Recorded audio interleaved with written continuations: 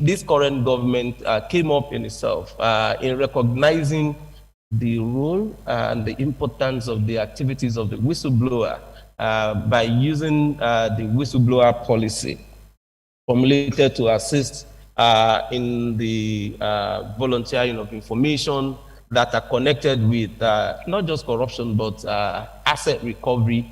And that assisted the government enormously in attracting complaints, information that we can say it's in the region at the last count of almost about 3,000. That is historical in this country. And that also led to billions of naira worth of recovery in terms of assets and funds. Unfortunately, the sad aspect of the whole activities of the government is to the extent that the major corruption that the system was trying to fight crept in and abused the process, undermined the whistleblowers, corrupt the recovery process, got some of the money, refused to pay whistleblowers, failed to use the opportunity again to galvanize genuine commitment, because it is not only about just giving some form of returns to the whistleblower. It's about raising the consciousness of the citizens to become organic, automatic whistleblower that will patriotically give information for the altruistic reasons of having changes and reforms in the system. So quite a number of us, we thought this was an opportunity, even though it was even recognized in the National Action Plan of the country on the fight against corruption, the National Anti-Corruption Strategy of the country, to enact the whistleblower protection policy. It remained what it was, the policy. We supported in 2017 to draft a national whistleblower protection policy for the National Assembly.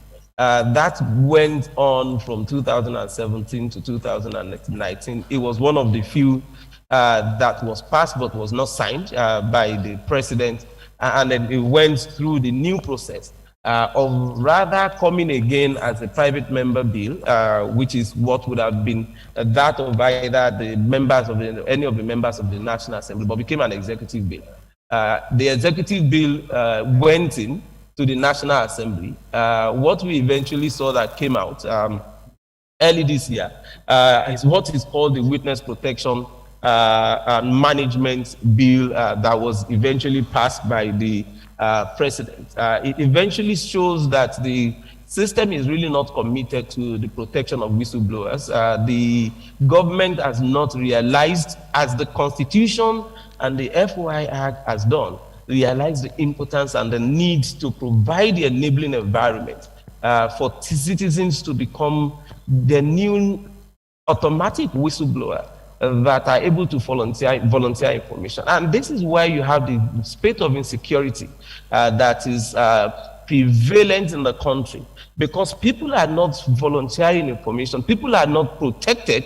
You have citizens going to the police to report cases of crimes or criminals, and their houses are visited later by the criminals to actually warn or even kill the whistleblower who reported the cases to the police. You have instances where people will report cases to, in fact, there was the scandal all around where whistleblowers' cases and reports were appropriated by officials in the Ministry of Justice and converted to private cases with their own organized lawyers who would then go behind to appropriate the percentage that are due to the whistleblower. But the most important and critical aspect is that the government, particularly this government, aside from the whistleblower policy that was directly targeted at the fund recovery, asset recovery, it has not taken advantage, in spite of the insecurity situation in the country,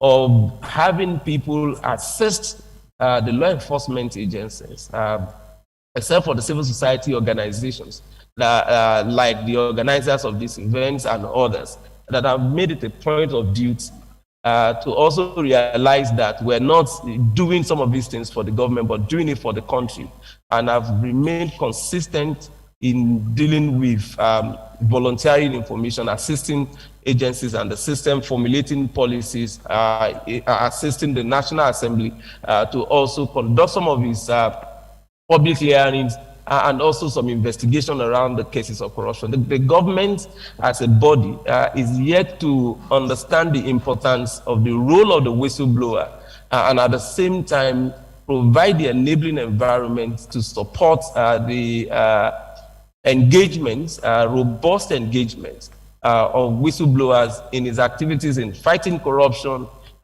in developing the database that can assist also with people cross-checking some of the information that officials of government are dealing with, in assisting citizens to monitor the activities of public officials, and also the investment of government, and more all important, to even deal with the corruption cases in terms of asset recovery. There's so much to be recovered.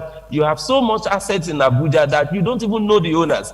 But I can tell you, the builders know the owners. The accounts that are not also traced to ownership in some of the banks, the bankers know the owners. But quite a number of them are willing to assist, but they know that they are too very, very exposed to some consequential actions that they don't have the capacity to deal with. I mean, we've had people who have suffered such consequences without the protection from the government. We've had even cases where government officials have conspired to use the instrumentalities of the state to deal with whistleblowers. And I thank you very much for the opportunities without having to exceed my allotted 15 minutes. And I'm here to answer any questions from the floor. Thank you very much. Thank you. Thank you very much. We also appreciate the technical crew. Don't know how they managed that feat, but your presentation was so clear. And you talked about first chapter 2 of the Constitution that indeed emphasized the role of the media to expose corruption and other corrupt practices.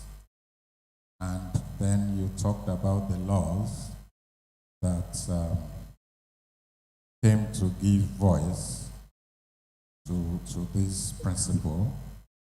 Majorly, you talked about the Freedom of Information Act, Public Procurement Act, and some other laws.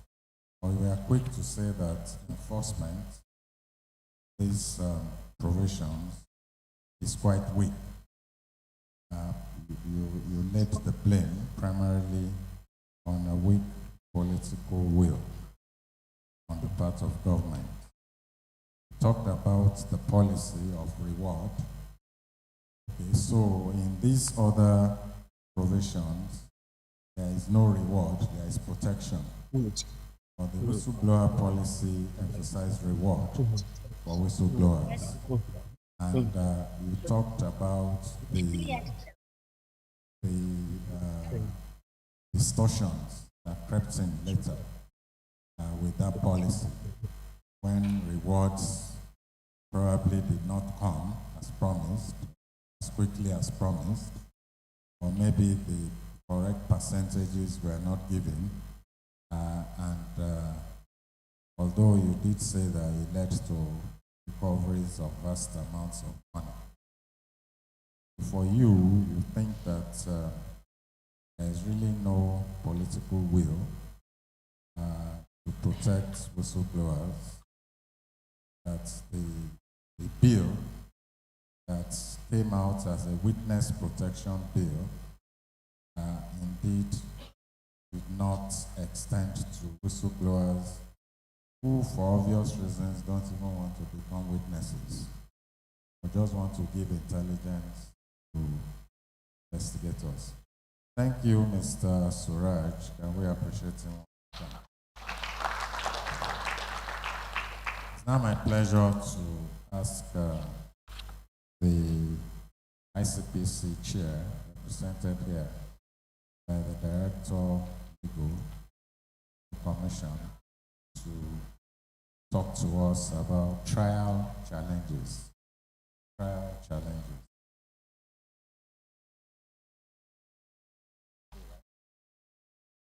Right.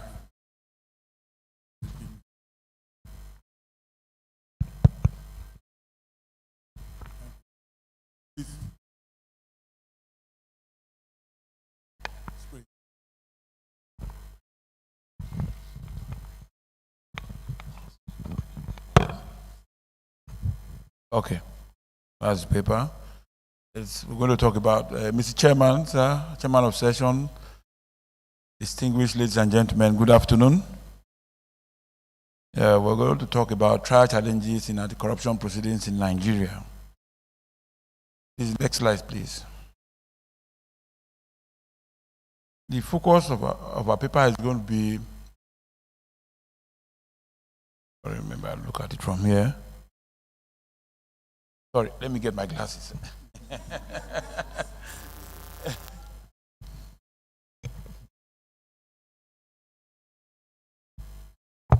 Yes, our paper is going to be trial challenges in anti-corruption proceedings. And we're going to focus on absconding defendants,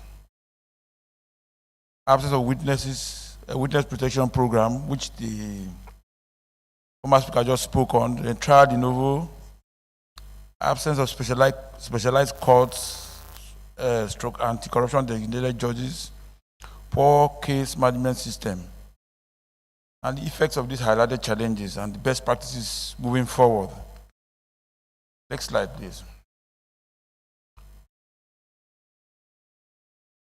Like all other criminal trials, anti-corruption proceedings, or our entire criminal justice system has always suffered its setback over the years.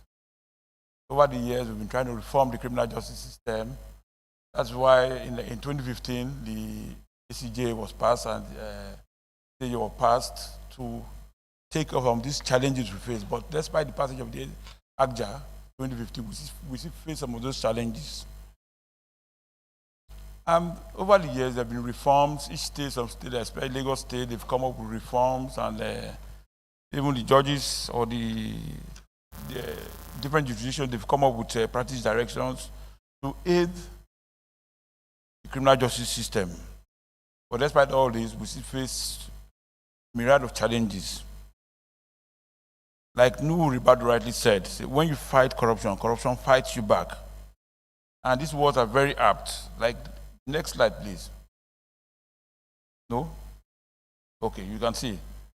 As we are bringing out the reforms, you can see corruption.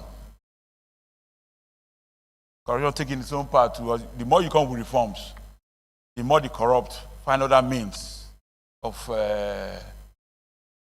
carrying out corruption as well. So whatever we do, but we must look for unconventional means to fight this corruption.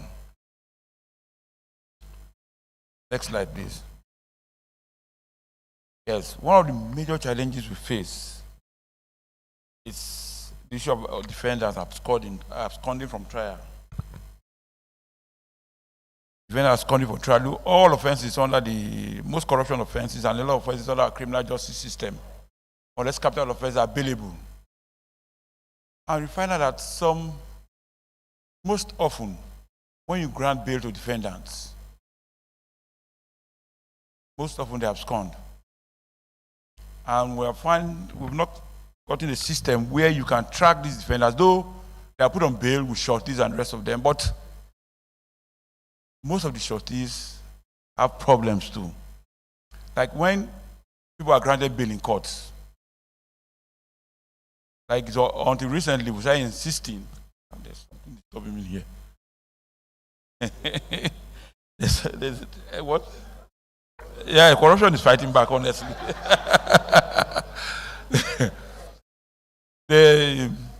Now, until recently, we started insisting. We don't oppose bail most of them because all the offenses under the ICPC Act are bailable offenses.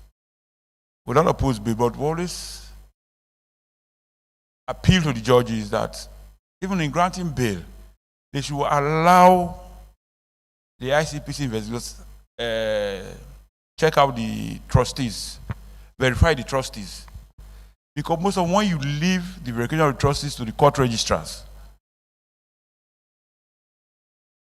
even if the defendant absconds, most often you can't get the trustees, the trustees as well too.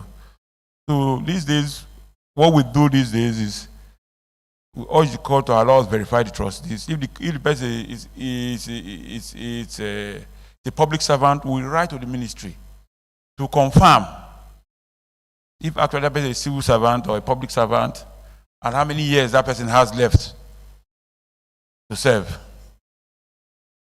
Yes, because most often when maybe the person has a year or two to serve, it stands short and your track spans 3 years.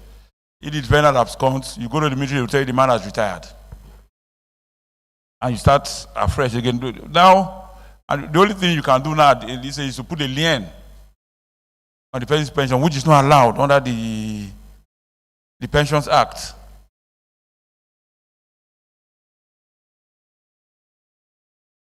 Though Section 352, subsection 4 of the ACTA provides for trial in absentia, the said provision has not been tested by the fire of the Supreme Court. I know there's a trial we're doing in absentia. We haven't got a conviction in absentia. We haven't forfeited properties in absentia. But most often, but you can only do this after the defendant has been arraigned. If you have not arraigned the defendant, if the defendant is not before that court, you cannot proceed with trial in absentia.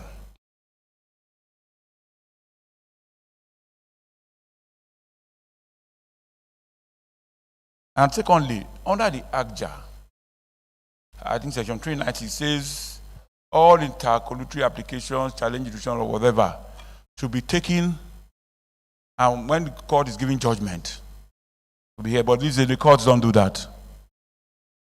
They hear those intercollutory applications, and we have seen cases where the cases are dismissed even before arraignment. So despite the best efforts of AJA, we are see where we are. And also we have the issue of absence of effective witness protection. Just a minute. There's something disturbing me. I don't know where it's coming from. Corruption fighting back. Man. Honestly, I agree with you, sir. Now, the ACTA provides, like I said, day-to-day trial, absence of witness protection. Now, section 64, section 1 of the ICPR says that if any person brings a petition, we are not obliged to show the petition to any person except the judge in chambers.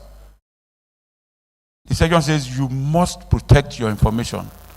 And that's what we do. And most often, when we get to court, a lot of people will come and a lot of defendants will say, we want to see the petition. But when it comes to witness protection, we find it very, very difficult. I'll give you examples. I remember when I joined the commission in 2002, there was this case we did. The man is staff of an agency somewhere in Edo State, federal agency, reported corruption. After reporting, probably they knew he was the person who reported. In his entire 16 years of working with that agency, he had not gotten a query.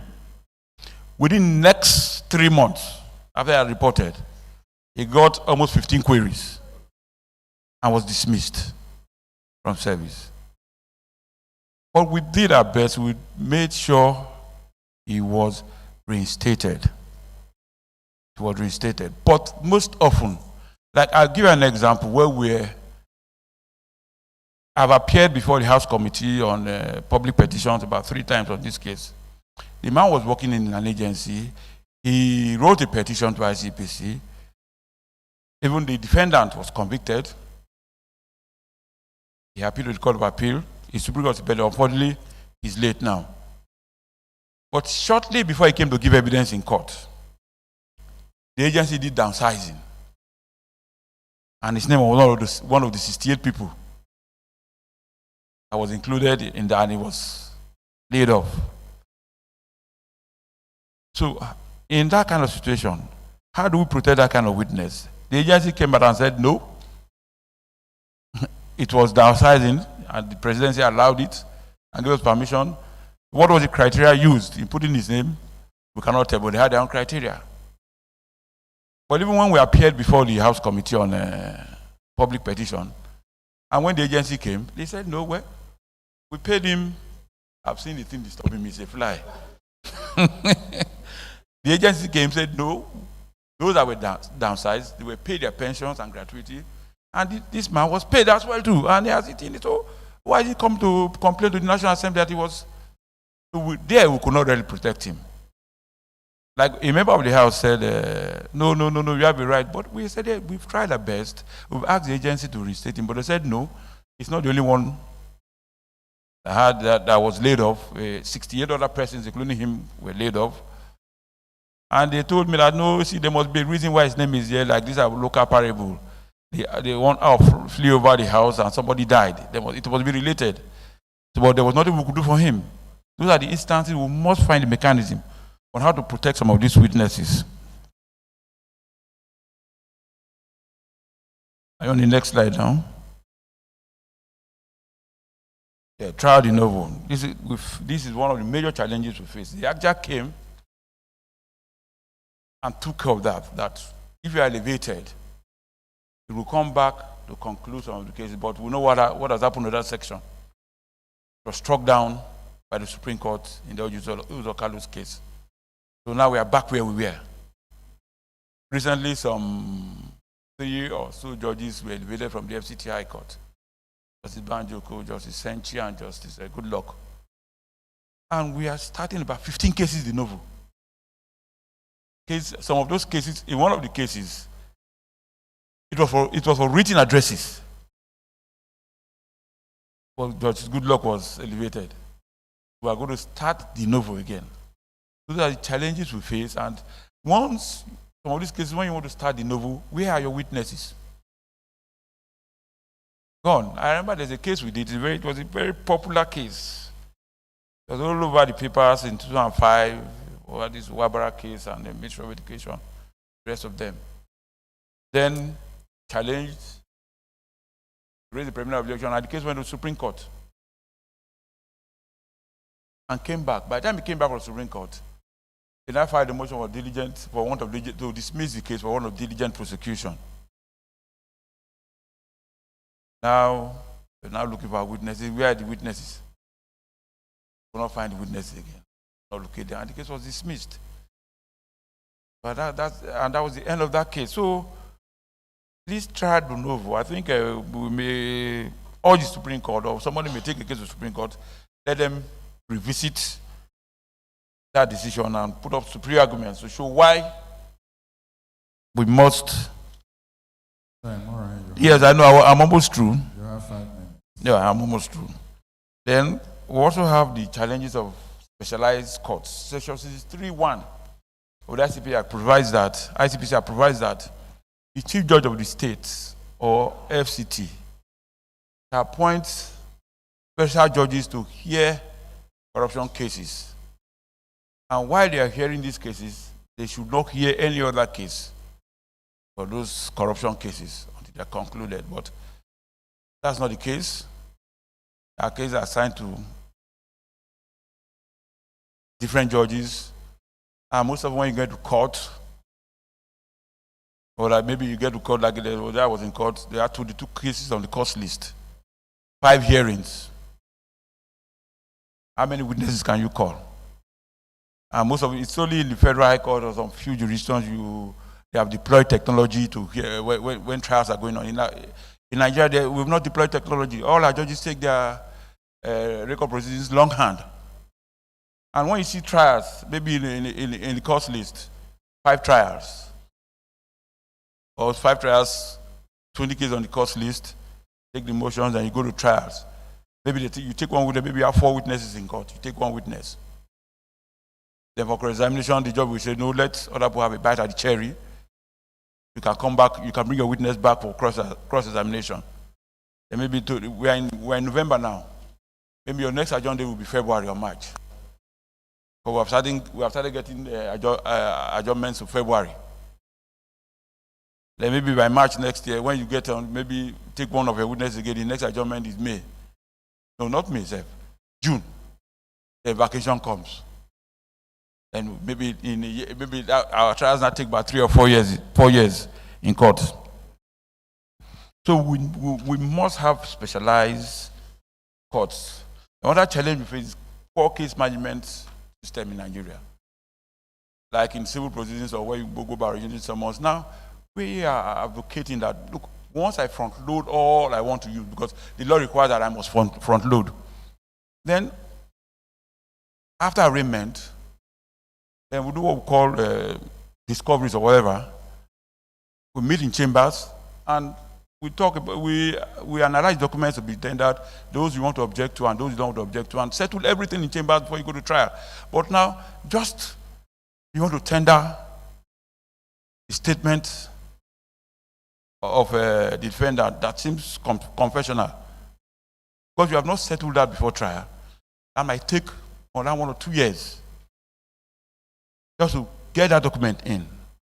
You now do another trial within trial and all that stuff. So if we do proper case management system before trial commences, you decide which documents you're going to object to, which ones you're going to make. So as we go, everything flows smoothly. So the next slide, please. The effects of these challenges, you see, delays are cases, or what AGJA came to solve, they're still there. We still take years to conclude cases. And it distorts the criminal justice system. So what are the best practices moving forward? We need specialized courts, proper case management, and provide effective witness protection program and an effective bail system. Thank you very much.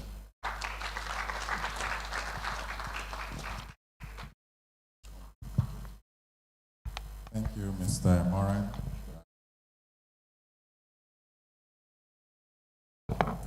We really don't know whether to sympathize with you for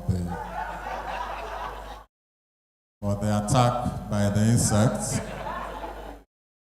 or by the challenges you have enumerated. These are quite formidable challenges. I'm sure that there are some of our guests there who can weigh in,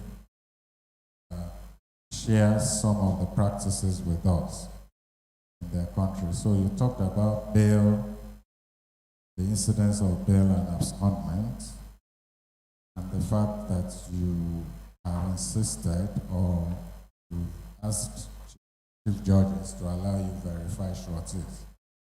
I know there is a debate on that, there's a discussion on that moment, but I believe that really if sureties are not available to produce the defendant, there's something wrong with that. You know, so what some other states have done, I know of Lagos, is what is called a bail information management system, BIMS, which before the order of bail already has a database of sureties, you know. You already have and it's telling the defendant that if you can pick a surety that answers to this profile, or if you pick any other one, then that person must be included in this profile, this database that we have. So you have that. Maybe there are other ways that people can weigh in on. But the other question I think we should also be asking ourselves is, with all the plethora of identification management systems we have,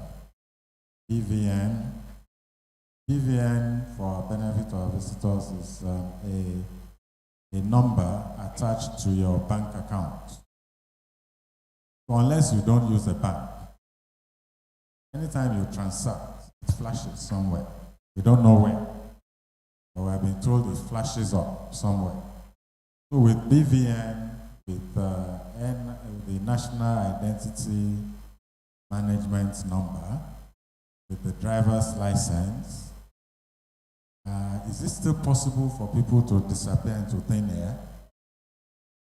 You know, so these are things that I believe we need to look into and harness in terms of strengthening the bail reform system. So you talked about your problems with witness protection, informant protection, the issue of trials starting de novo. Really like to hear from our visitors from Ghana, Kenya, Uganda, what happens when a judge in the High Court has part-heard a case and then gets elevated to the higher bench. What happens to the case that has been part-heard? So in Nigeria, we tried a provision that says that the judge can get a dispensation from the head of the higher court to finish all part-heard cases before assuming duty on the higher bench, but the Supreme Court said no. Our Supreme Court said no. So I'd like to hear from you about these things. And you know what he has said, 15 years for crying out loud. That's like a pardon, if you like, to the defendant. Then you said you wanted specialized courts, and then I need to ask you when you respond. There was a monitoring committee in place that monitored the specialized courts, almost like the inspectorate thing that JB mentioned earlier. I don't know how far this has worked, the system. And then you mentioned the absence of case management system. And it will be important, it will be nice to know who you think is responsible for activating this. Sometimes judges say that lawyers don't ask for it. And they don't want to wade into the field. I mean, that seems like a very popular refrain for lazy judges. They don't want to jump into the fray. That they're waiting for lawyers to raise issues. But I don't know whether there's room for some proactive measures, kind of situation. So thank you very much for the ICPC. This has been quite eye-opening. We appreciate your presentation, and we appreciate you one more time. I'm going to call on Stanley now to talk to us about rhetorics, from rhetorics to reality.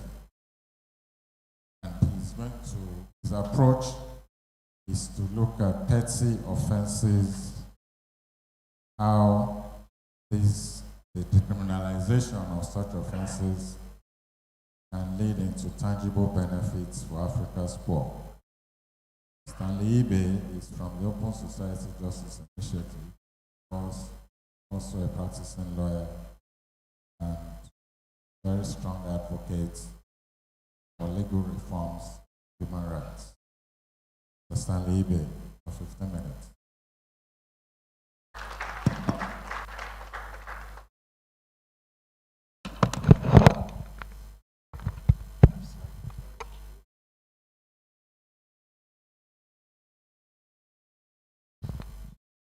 Good afternoon. Hello? Can I have your attention, please? Yeah, I can see some are with me, but some are not. It will be helpful for us to all be with me.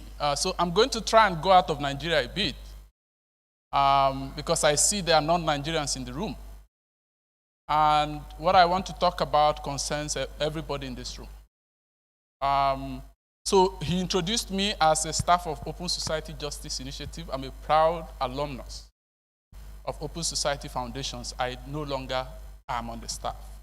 But what I want to talk to you about is a case I did when I was, or a case I led on the Open Society side when I was there. And that case concerns the majority of our people across the continent who are poor.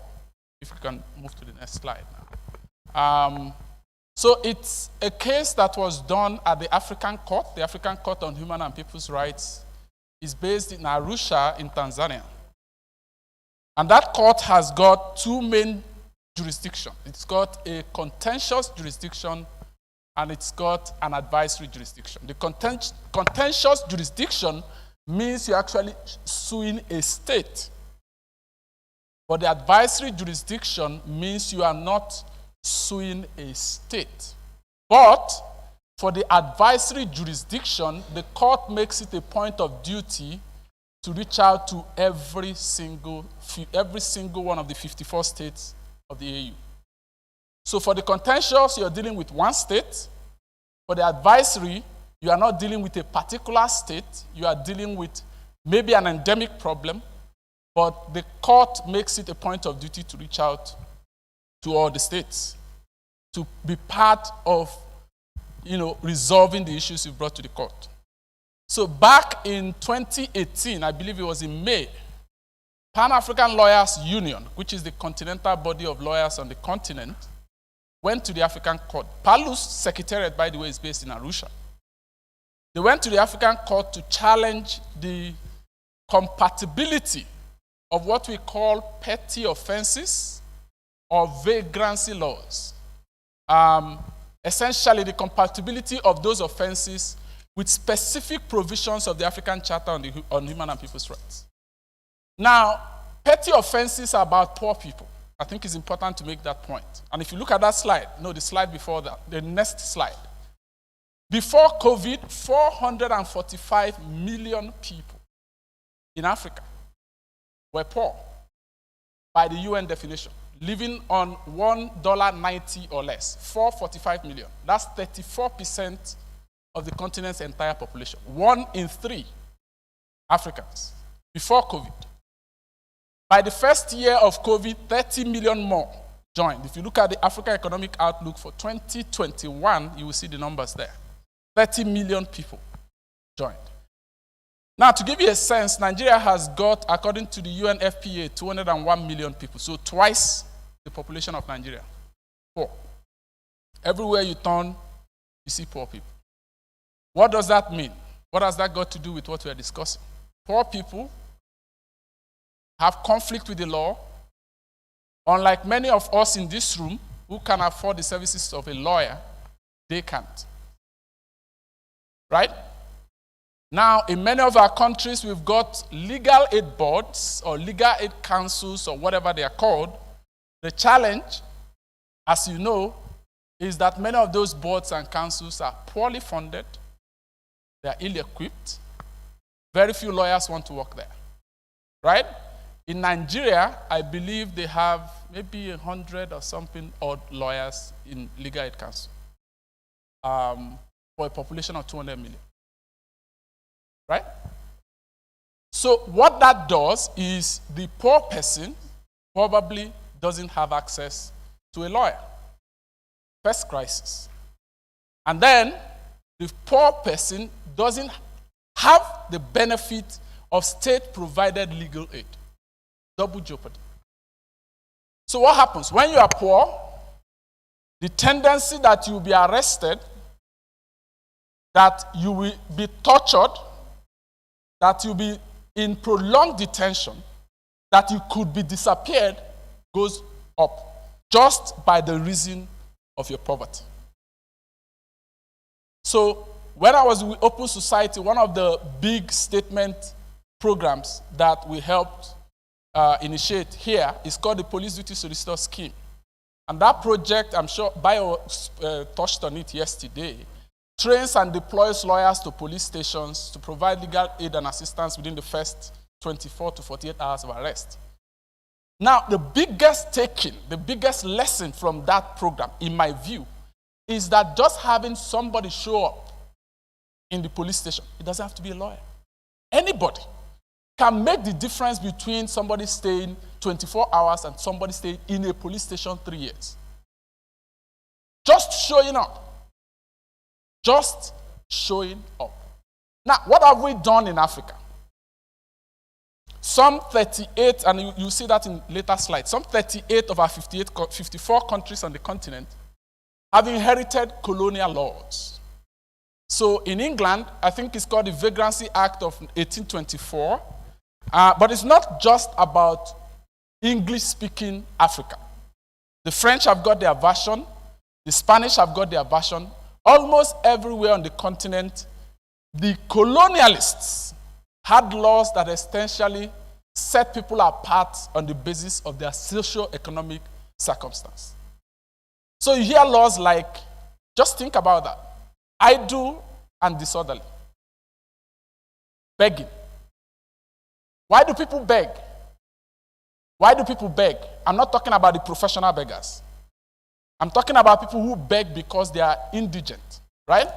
Now, look at rogue and vagabond. Who knows what that means in this room? Can you help me? Rogue and vagabond, what does it mean? No, seriously, if you know the answer, help me. Rogue and vagabond. This is creme de la creme. Yes, please. What does rogue and vagabond mean? Is a thief. Okay. What about a reputed thief? Did you see that there? That's actually a law on the continent. If you are, no, but I'm glad you're saying that. If you are known for stealing on the time, that suggests to me that there's an underlying problem. So how do you make criminalizing that the issue? But that's besides the point. Just look at that. Wanderer. Homeless. Why are people homeless? Why is it that we don't like homeless people around us? Right? Such stuff. And what I'm reading to you, I didn't make up. These were the exact words in legislations in many of our countries in this room. And these were the exact words used by the African court when they reached a decision on the Decrim case back in December of 2020. Like I said, the word vagrant is from the Vagrancy Act of 1824, but it's not just about the English, it's also about the French. So in most of Africa, I said 34, if I'm not mistaken, about 34 of our 54 countries have got snippets of these laws. And all of us are from Africa, I believe. So if you think about your country and you think about your penal laws, you probably find some. Now, these laws are not about acts or omissions. These laws are about your socio-economic status. And by virtue of that, these laws are designed, they were conceived as discriminatory laws.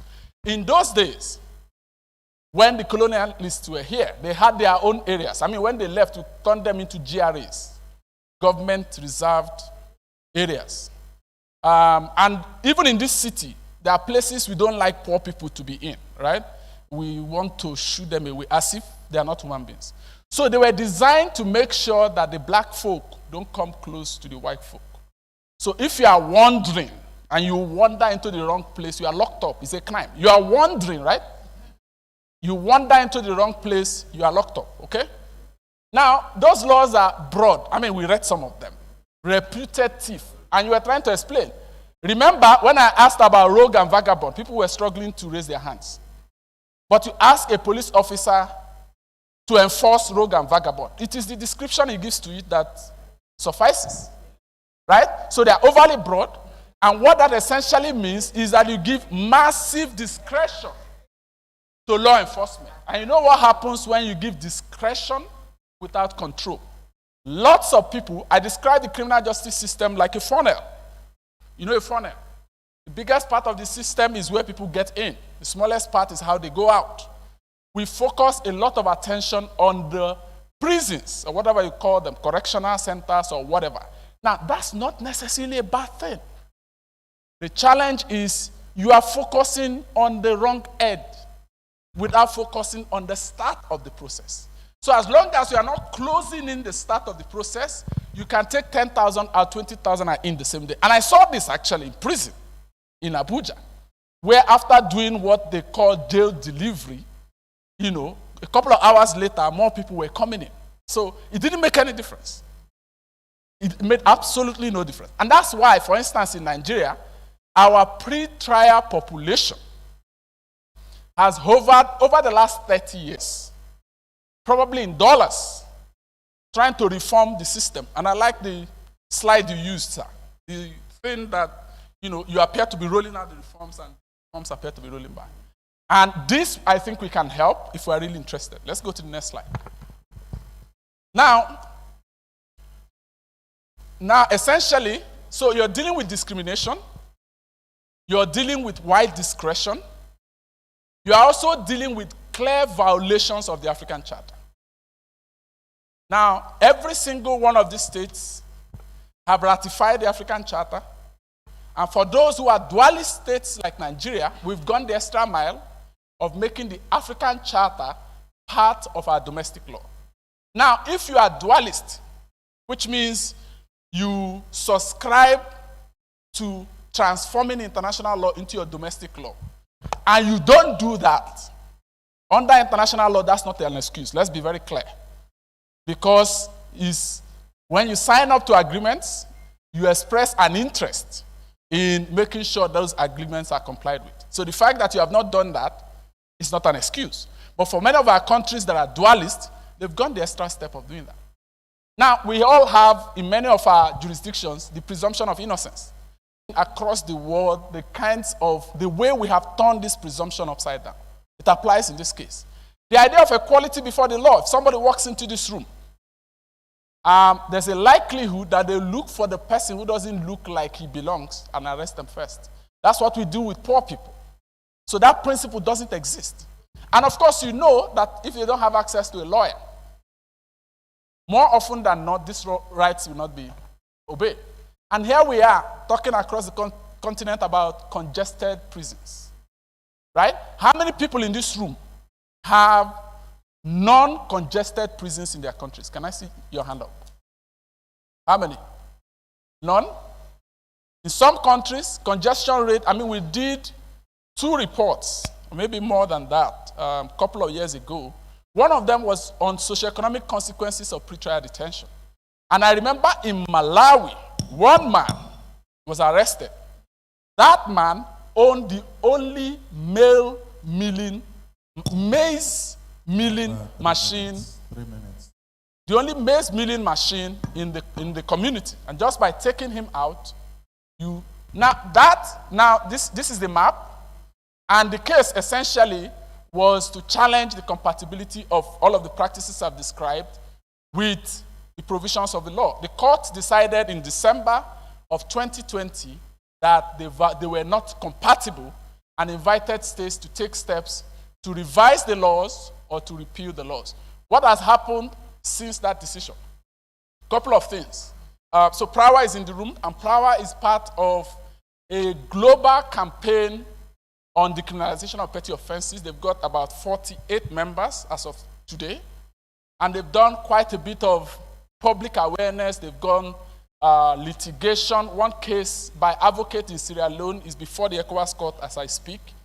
But there's a lot more that can be done, and I'm going to try and round off on that. What can be done?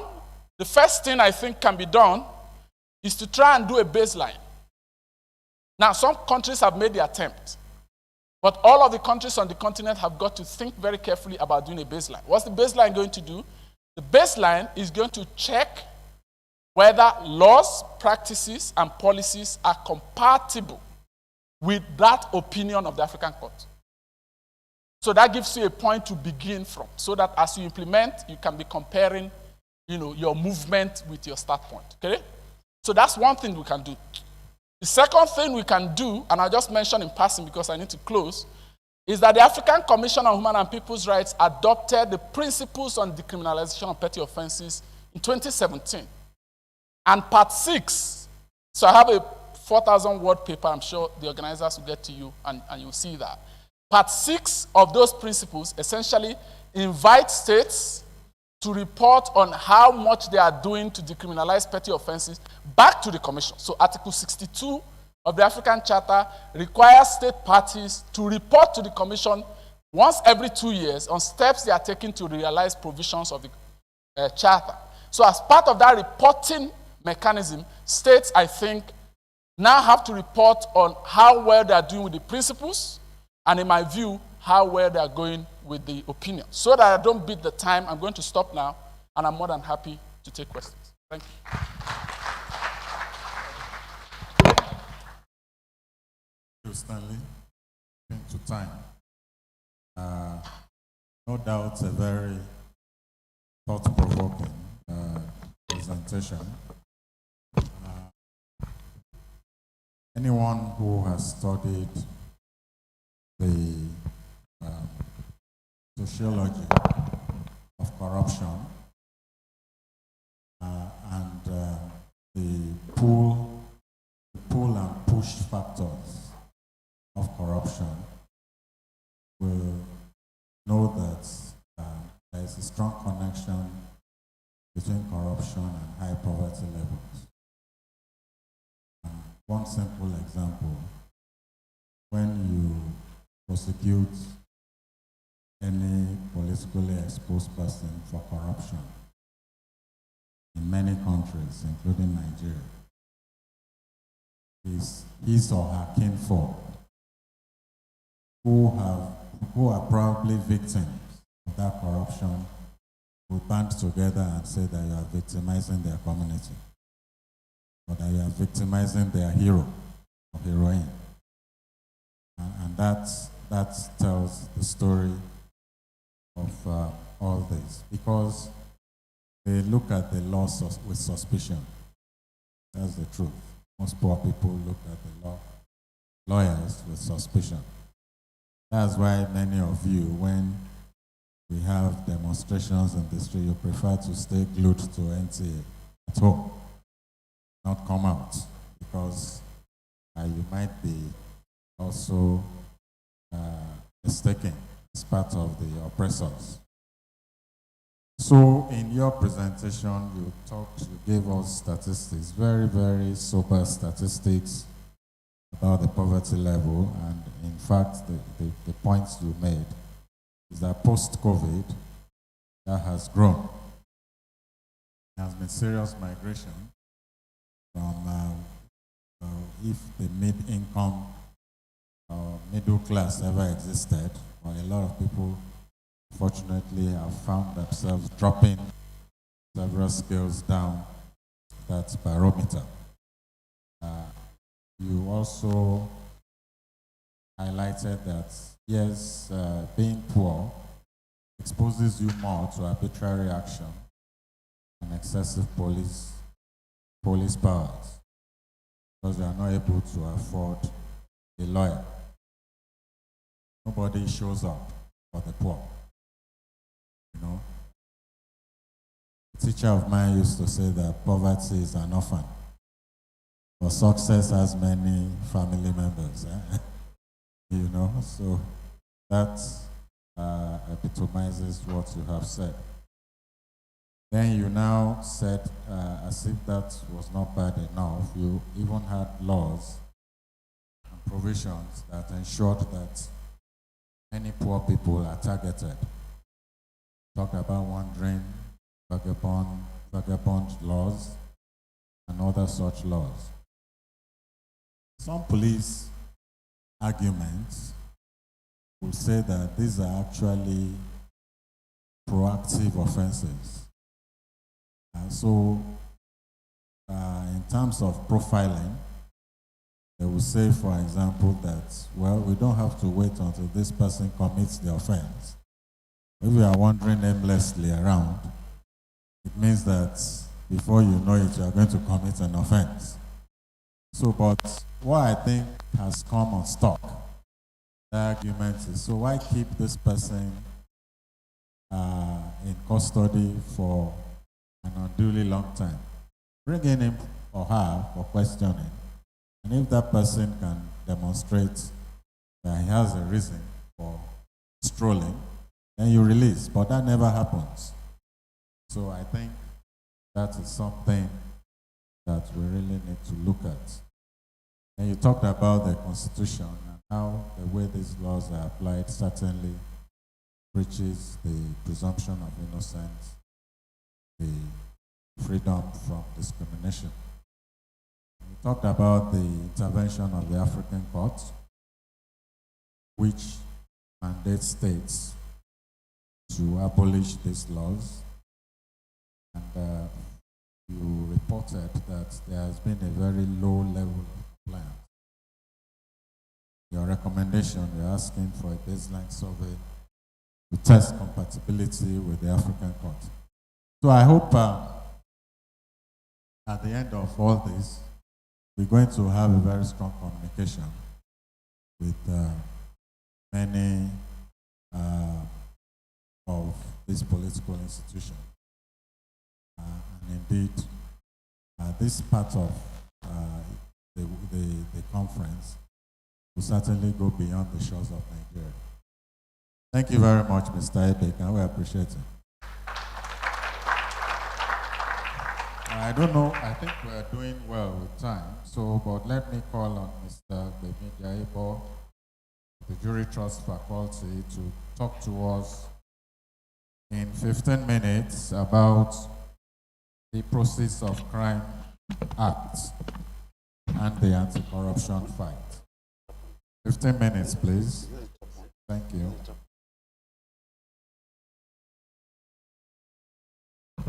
Thank you very much, Prof. A few words have popped up today that I have found quite provocative. The professor from West Cape University used the word structural, that when we have some structural problems, we should first attend to those before building on.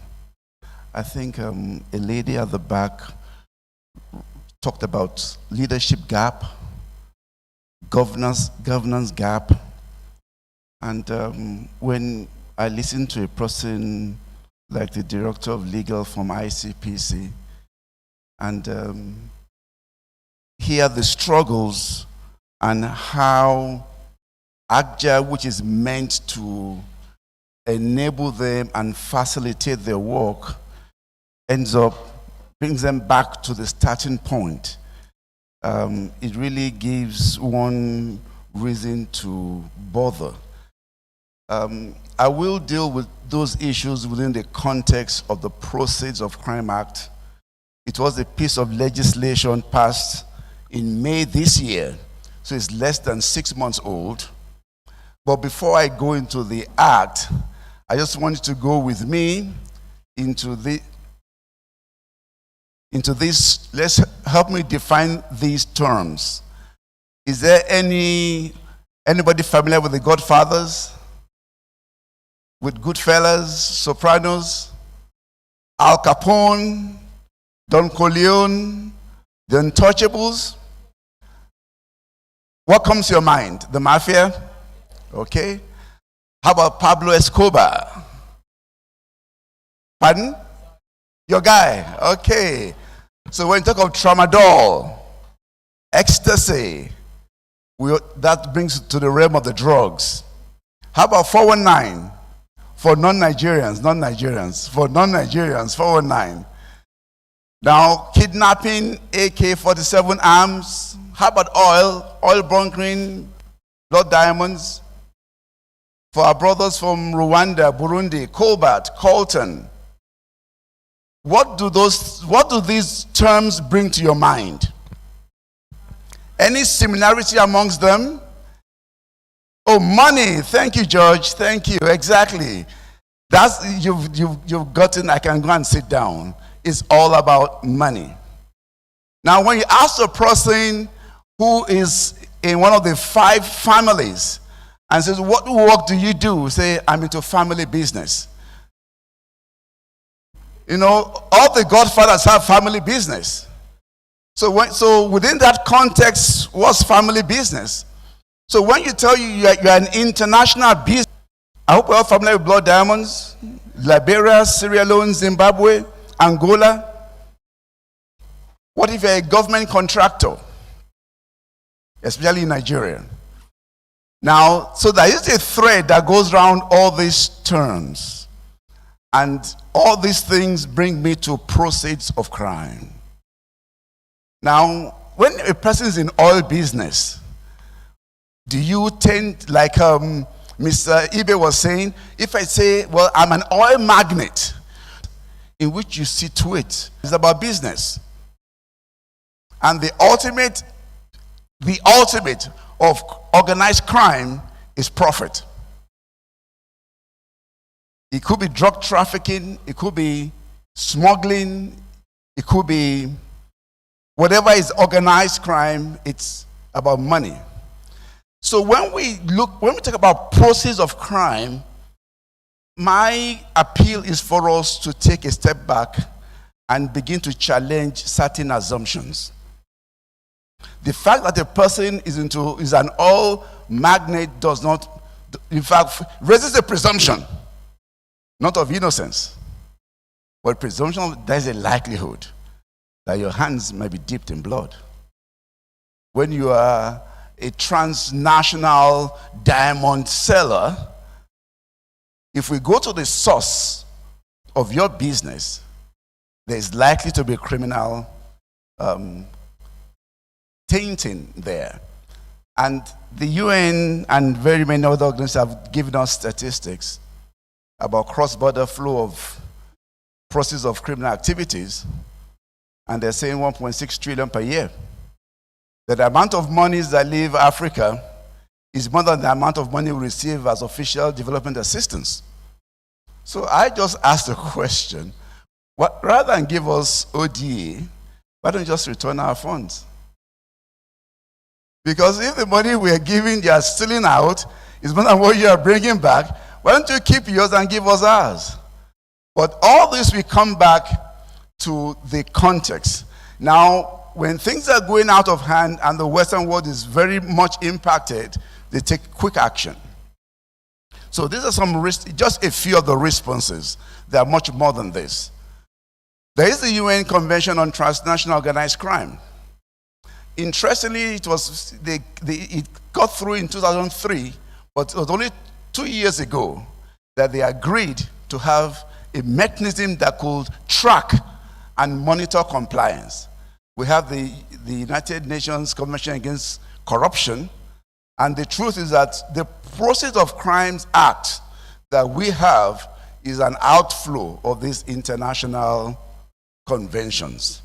So they're mobilizing countries, to put frameworks in place that will combat cross-border crimes. In Nigeria, the issue of criminal confiscation is not new. We've had it since we had customs, and it's still it's found in all major criminal laws that we have in the country. So I won't talk about criminal confiscation. If anything, I will talk about confiscation without trial, civil forfeiture. That will be our focus. But before I go into the details of that, I have a question. Because we've had ACJA, we're not moving forward as much as we do. And I think we need to ask ourselves some fundamental questions. In Nigeria especially, we lived a lot under the military for decades. And the attitude of the soldiers were to pass decrees. And we all bought into the delusion that there is magic in legislation. That all you need to do is pass the law. So we mobilize, and then what we're fighting today is that we're having special interest legislation. So even the civil society will gather together and push a piece of legislation. Then another cohort of the civil society, that was what we dealt with this morning. Why is ACJA so much conflicting with Correctional Services Act on non-custodial? The two laws made by the same assembly. Why are they not harmonious? Where are there so much glaring conflicts? Because they are special interest legislations. They are legislations that still further this narrative that there is magic in the laws. The magic is in the implementation of legislation. You look on the ground, find that there is no correlative between what you have on ground and what you have in the law books. And part of it is because we still run a system where the government owns the people. The people should own the government. So the people have no part. They are spectators in this business of lawmaking. They are spectators in the business of law implementation because the people are not mobilized. How are you going to fight corruption as a government policy? It's not possible. Corruption can only be tackled as a national, as a people's struggle. And that brings me to the question, what's the philosophy behind our poker? Is it just another piece in the criminal justice architecture? If it is, then it has failed from the start. If we're going to use poker and make it work, then it must be an instrument of economic policy, not criminal justice. And your approach will be different depending on how you take it. Because if I take poker as a tool of economic policy, then I'm using the process of crime for development. So my concern is not so much the person who stole, my concern is the thing he stole. There are two different focuses. Because if my concern is what he stole, then that's all I want to get, and I redistribute it. Then poker becomes an instrument of wealth redistribution. And I will give an example. We were with some justices a few months ago, and they were complaining about a building in Abuja here that was confiscated from a former governor of Bayelsa. A hotel, beautiful hotel. But in a couple of months, because it was sealed off, it got run down, it became an abandoned property. And I was saying to them that what if when EFCC confiscated that property, because it was a process of crime, that was confiscated. Whose money? Bayelsa people's money. Okay, what if I now say, anybody from Bayelsa State, for your first 3 months in Abuja, you stay free in that premises until you get situated? Is the money going back to the people? But now you have a multi-billion naira property wasted. In fact, once you see it sealed, you know that in the next few months, it's going to be completely run down. So the issue of, so the way you fight corruption, you are destroying the economy. But if your fight on corruption is an economic tool, then once you don't even seal a business premises. The tenants will not even know there's been a change of ownership. You come in quietly so that the monies keep coming in and you begin to find, where was the money taken from? It was meant for road construction. As their rent is coming in, you're using that money and taking it back to source. So the philosophy behind legislation makes a lot of difference, but even it to achieve the ultimate goals and the ends of the legislation. So we have here now with us poker, which is a very good piece of legislation. And one of the best things that this law has done for us in Nigeria is that now it has made it legal for us to confiscate property, even because the ICPC man talked of absconding defendants. So now we don't have to bother. So all we just do is that we won't prosecute them in the criminal court. We'll take that asset into the civil court, and because this law says the defendant need not be present. In fact, you don't even sue the defendant, you sue the property. It's a legal fiction. It's an abandoned property. So you just go there and you sue the property. You are standing here wasting, and we can't afford you to waste. Then you publicize 14 days in all newspapers. Number 1, Jabi Street. If you are the owner, come and indicate your interest. Because after 14 days, with no indication, this property belongs to the federal government. We put it on the radio, we publicize it. After 14 days, you remember the money we found, how much was found in Ikoyi? Was it $10 million or something? You announce it. For the first 1 week, nobody showed up. Then, towards the end of the 14 days, people began showing up. Well, it looks like my own. Well, if it's your own, come and tell us how you earned it. How did you earn $10 million? Come and tell us. So if you're not able to establish proper ownership after 14 days, it becomes government money. So poker gives us forfeiture without criminal conviction. So if your abandoned property looks like guys asked for who owns it, come and show your ownership. If you can't show your builder, because it must be people driven. You need human intelligence to be able to achieve these goals. It's not top down. You can use the whistleblower law to turn people's lives around. How do you know? Many of us know some of our neighbors who are level 7 officers and they have 5 cars. He's not living within his means. But how will government know?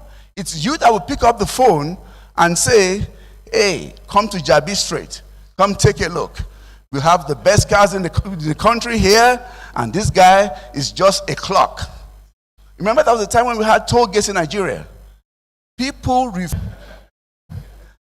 But how will government know? Their neighbors will know that this man is just a toll gate attendant. He has a 5-story building. As a toll gate attendant, he's living above his means. So when you come under this poker, all you do is to tell him, well, what's your salary? 100,000 a month. And what's your asset? 500 million naira.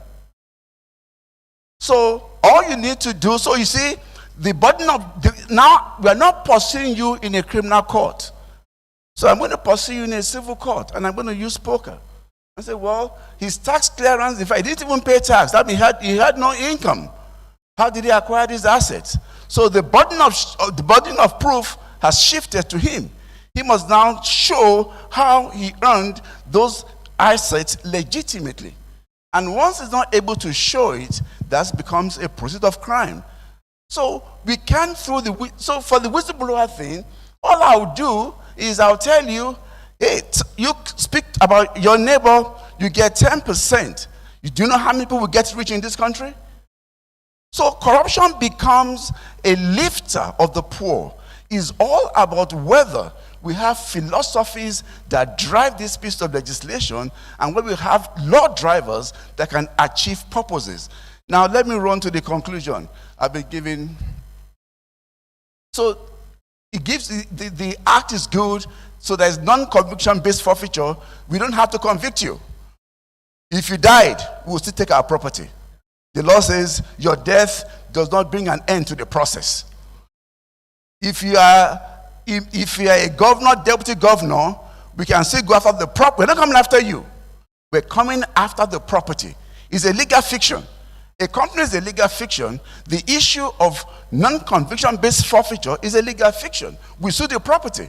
We're not suing anybody who has immunity. If it's abandoned, if it's unclaimed, it becomes an item for non-conviction based forfeiture. Okay. And it's civil.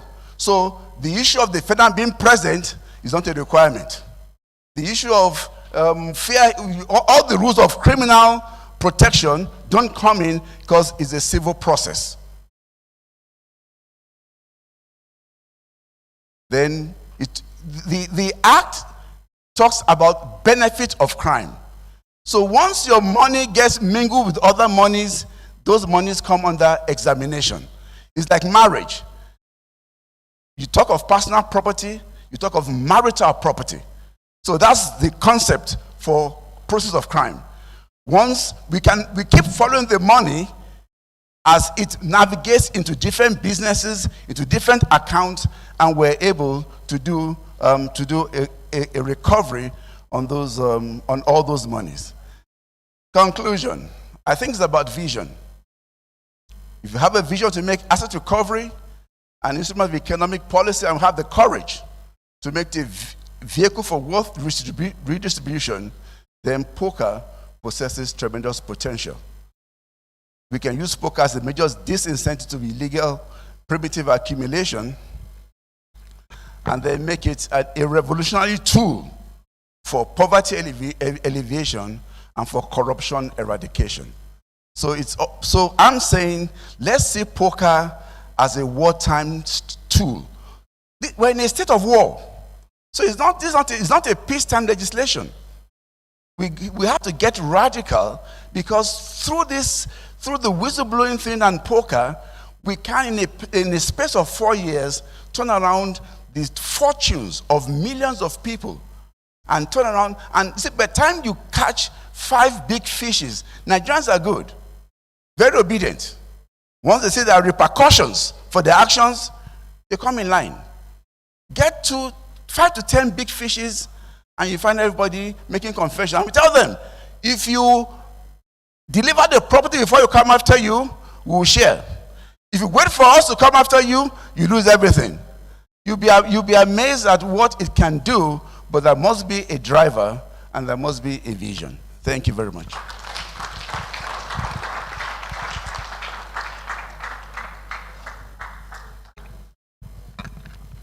Thank you, Mr. Jaibo. There must be a driver and a vision. In fact, I must confess that I was almost drifting off until you mentioned a property in Jabi. Because Jabi is very close to our office. And what came up in my mind, just close to the office is a sealed property. And this is instinctive. I don't know how many people have observed this. So we have many hawkers, and we have truck pushers, those who get rid of rubbish and other things. And, I just observe one particular fruit hawker. And she comes around the corner, and as she approaches that sealed premises, she will cross over. She will cross over to the other side of the road, navigate past the sealed property, and then cross back to the And I'm saying to myself that, wow, so for ordinary people, really, this means something bad. As if she's avoiding the stigma of that ceiling. But the point I think Mr. Jaibo made eloquently is the fact that even when you seize assets, when you freeze assets, especially assets like real property, like private yachts, like private jets, you are going to incur more costs. Those who are into asset management will tell you that if you want to confiscate assets, receivers, for instance, or liquidators will tell you that it's pretty expensive to manage private jets, for instance, because the parking fees alone, that you incur on that. Buildings too. You don't put buildings into use, then the decay sets in, and that is that. So happily with the poker, and he mentioned that there is now some management role that has been given to a management body, although the powers of forfeiture are still preserved for the enforcement agency. Thank you very much, Mr. Jaibo. We're going to invite questions. I'm going to follow the example laid down by Ogechi. And we're going to, even rapporteurs have questions here. This is interesting. Right, so but we'll just up the ante a bit to 4 from here now and 4 from there. And I'm going to start from my left. So I can see Bayo and Ozzy, yes. And then I can see 2 other hands there. So that will be the 4 for now for that group. Bayo, go first. My name is Bayo Akinladi. Interestingly, I'm also the convener for Fight Against 2 minutes, Corruption please. 2 minutes. in Judiciary. Stanley, thank you very much. Actually, Stanley was the one that got us moving on another initiative to develop the PDSS. And all thanks to him, we've developed the Duty Solicitors Network to continue to elaborate on the opportunities within the PDSS scheme. I'm going to focus more on ICPC, and it's just a small issue there.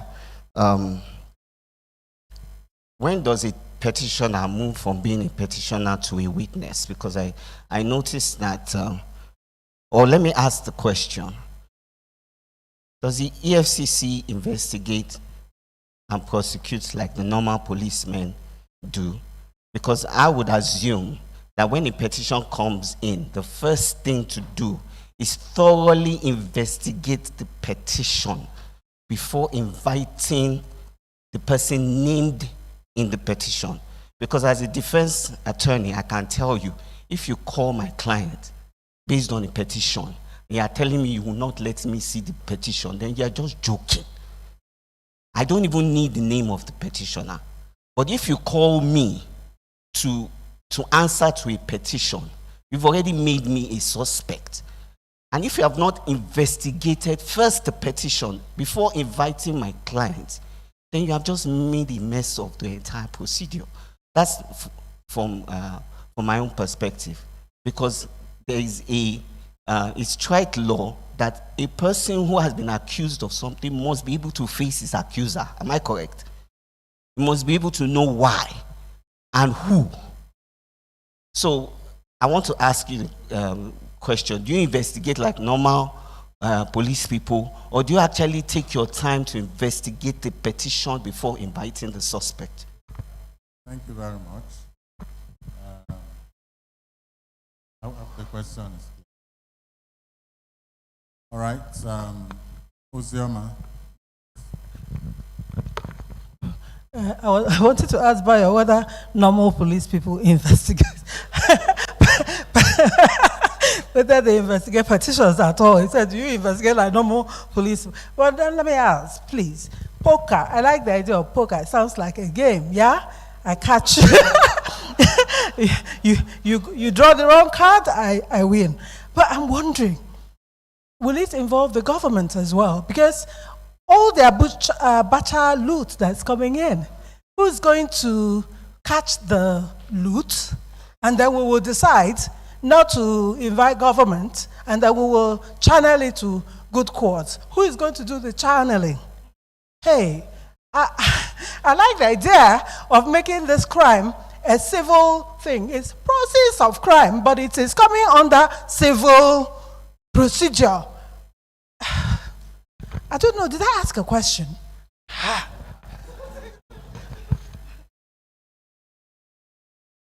All right, thank you so much. My name is Ayodele Samuel Adeputon. My question is, who is poker? I'm going to center on the poker thing. Who is poker open to?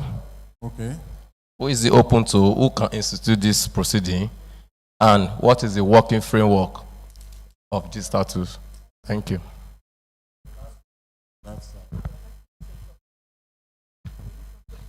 Okay, good day everyone. My name is Etimbok Oboroso from Center for Fiscal Transparency and Integrity Watch.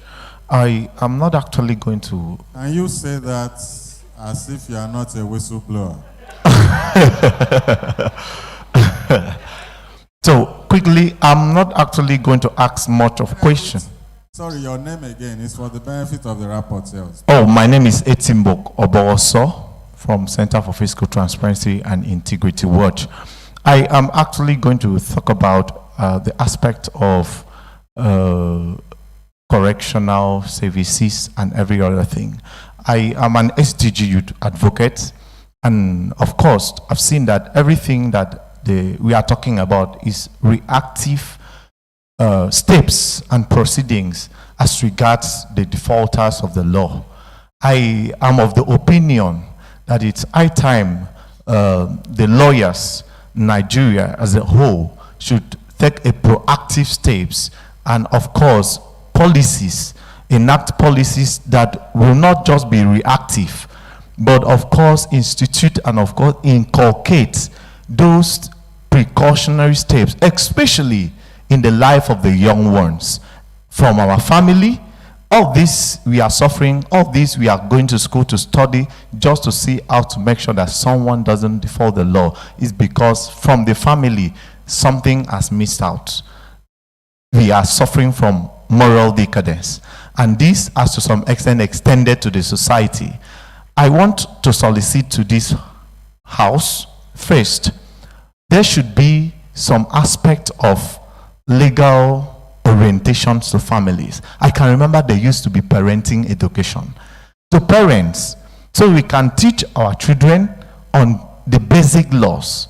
As we have probation and of course community lawyers that checks on this, we should also go into youth ecosystem like the institution. I had a case when I was a student leader that two students committed offense. The offense was beyond the control of the school community, and they called external officers to come and take out the case to manage.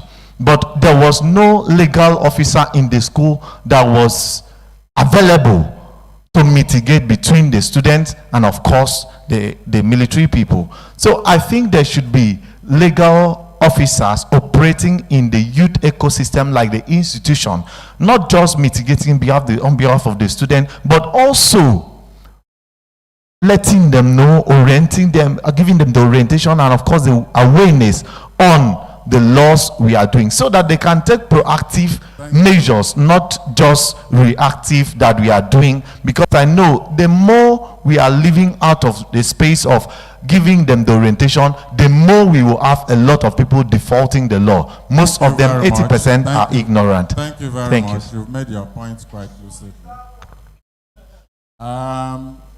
Let's move over here. Ogechi. Yeah, so Ogechi, then we have 5 more. Thank you, sir. Thank you. I want to speak to Mr. Stanley's presentation and to let us know that a lot of interventions we bring to the table are usually at the national level. So you are talking about decriminalization of petty offenses, but many people don't know that in Nigeria we have a national law, the Minor Offenses Abolishment Act of 2014. Now, 2004 rather. Unfortunately, many people don't know about this, and it is not applicable to the states. So what we require is for the states to do the same and abolish petty offenses. Now, a second thing is to equally take the requisite action of removing the offenses we have abolished in the Abolishment Act from our statute books. So this is to take the campaign further down to the states. And my brother Stanley has said so much about the issues of petty offenders and the pre-trial detention congestion. There's one other secret I want us to know.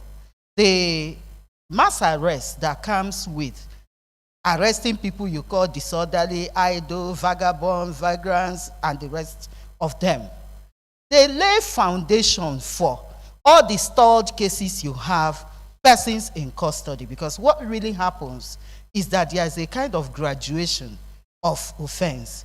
Some people begin with being at the wrong place at the right time or whichever, and they are just picked up and they don't have ID card. And the normal processing that should be, who are you? Why are you here? We change to, I follow. 3,000.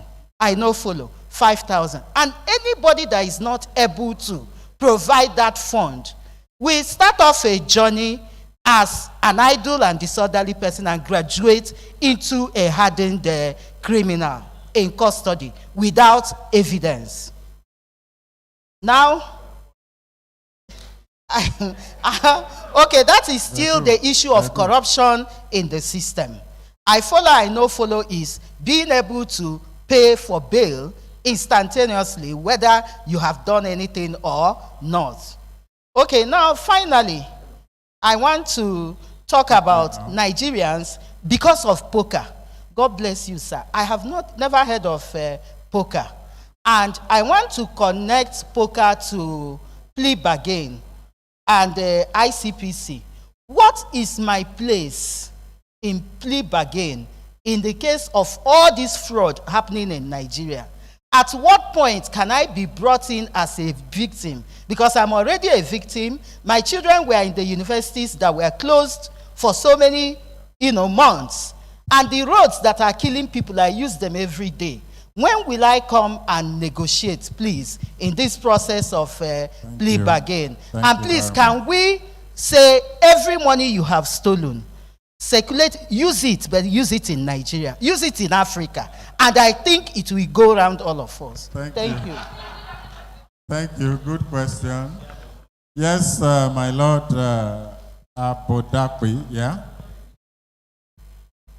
Justice from Ghana. Prof, mine is on the trial de novo, the Ghana experience. Thank you very much. From the resource person, the obstacles in Nigeria, they are so formidable because of the Supreme Court decision. But somehow, Ghana, we do not have those challenges. Our approach has been very flexible. It starts from proper case management. You are not supposed to have more than 10 part-heard cases at a time. And you do not adjourn a part-heard case for more than 14 days. There is some monitoring of that. In civil and criminal, in civil, there's a Supreme Court decision that directs that you must adopt the proceedings. A new judge coming in must adopt the proceedings. In criminal cases, in summary trials, there is that direction too. You adopt the proceedings. That is a recent development.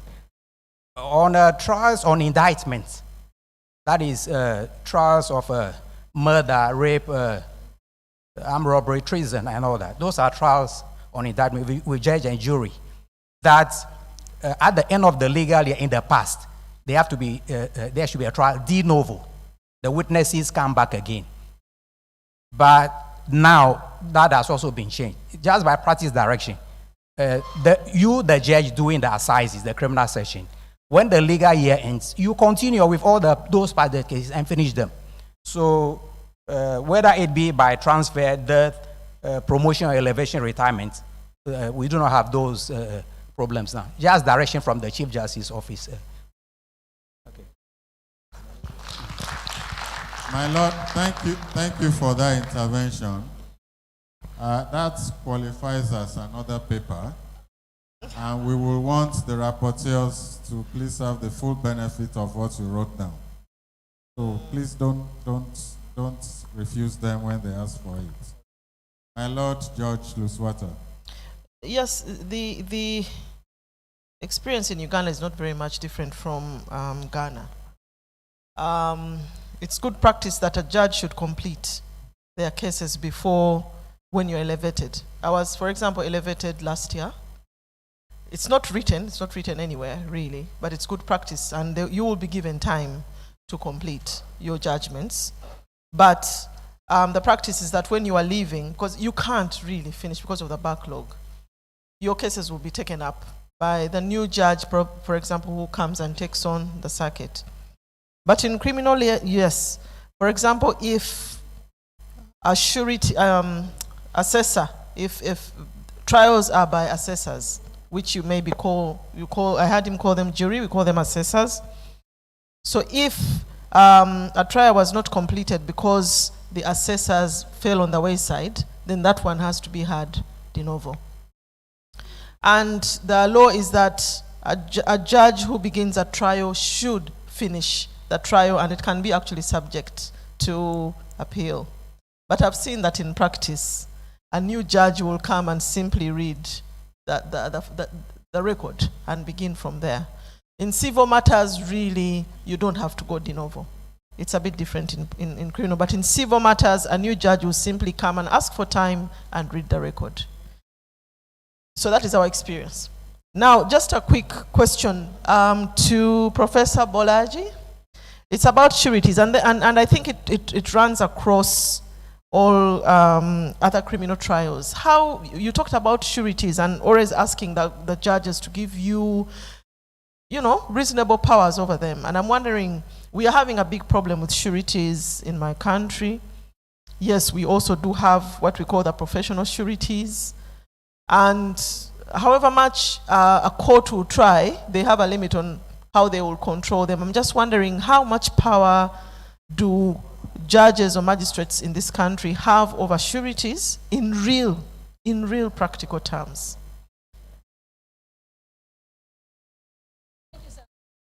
Thank you, sir. My question is directed to the ICPC. In as much as I admire or enjoy your presentation, I want to know what in-house challenges do you have? Because those ones you examine or you presented this afternoon is in respect to the outside challenges. And I know most of criminal cases dies or fail in court because of lack of or poor investigations. Got it. Thank you. So I don't know whether you got my question. Yes, I'm sure you did. Mr. Enobore, and please, no proverbs.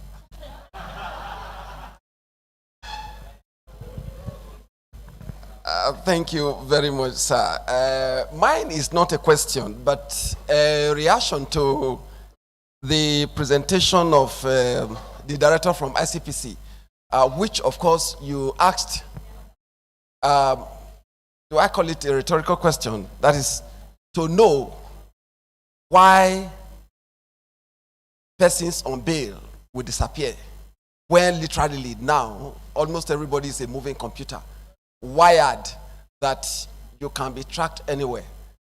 Permit me, sir, to relate this to my constituency, because they say when masquerades are dancing in the market square,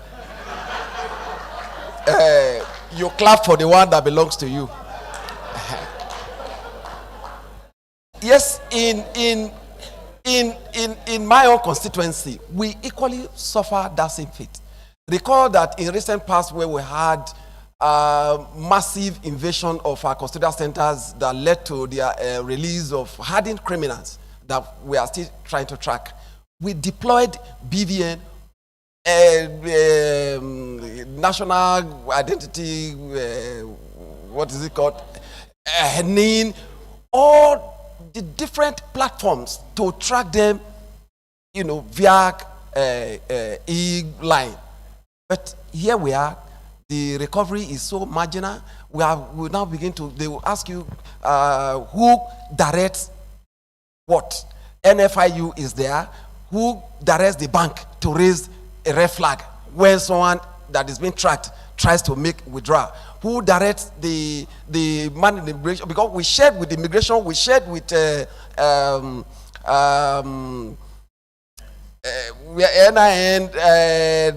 this VIO for this, we share with all different platforms, yet the recovery is marginal. The question is still being who directs personal data to be given out. So what I want to employ, since we have civil society organizations here, I think we should interrogate further. Why is it that policies and programs put in place by the government to track crime and criminality seem not to be working? Let's investigate. For instance, why is it that we are still not able to recover many of the fugitives on the run using these platforms, so that we can get Thank you very much. An answer. Thank you. Right, the lady at the back there. If Mr. Enobore ever stands shorty for anyone, you know how to fish him out. Just call a competition of proverbs, and you'll see that he will be there. All right, please. Good afternoon. My question is directed to the Director of Legal ICPC. I am Mima Basil Dowima. So we know that justice is three-way for the victim, for the defendant, for the state. We've spoken about justice for the victim and justice for the defendant. I would like to ask if, because the director alluded to this in his presentation, they are prohibited from placing liens on pensions. The court has also said that the ICPC cannot place liens on customers' accounts. Speaking of cyber crimes, it's very impracticable because I remember working on a case that the cybercrime happened on Friday night by 12 a.m. And of course, you couldn't get a court order till the next Monday, by which time the funds had been dispersed. So I'd like to know if ICPC is using any legal means, like lobbying or any other legitimate means, to ensure an amendment of the ICPC Act. I know that EFCC has a similar bill in the National Assembly to ensure that funds, the EFCC can place liens on funds for 14 days, pending when they can get an order of court. Is there anything the ICPC is doing to ensure a similar provision via amendments? Thank you. Questions. So, too many questions for you, sir. We will help you as much as we can. But I'm going to start with you so that you don't forget those questions. And I'm going to be generous with time. You can take all of 5 minutes to just go through them. I hope you recall all of them. Thank you. Let me start with the first question.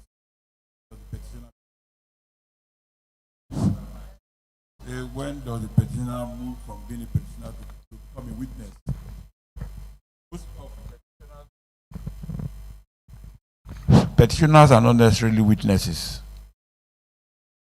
Why? Because if the person brings in a petition and you investigate and you find out a lot of facts, it's not compulsory you call the petitioner to come and testify when you have enough facts to prosecute on. You can leave the petitioner unless it is very, very necessary for you to call the petitioner. Then you can call him as a witness.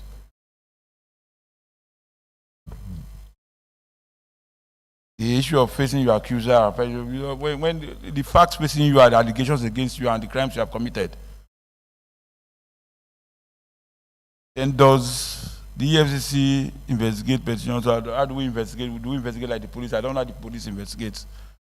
Because I am not a policeman. I've not been in the police like you rightly asked. I don't know the way the police do that. But when petitions come in, we investigate thoroughly. You cannot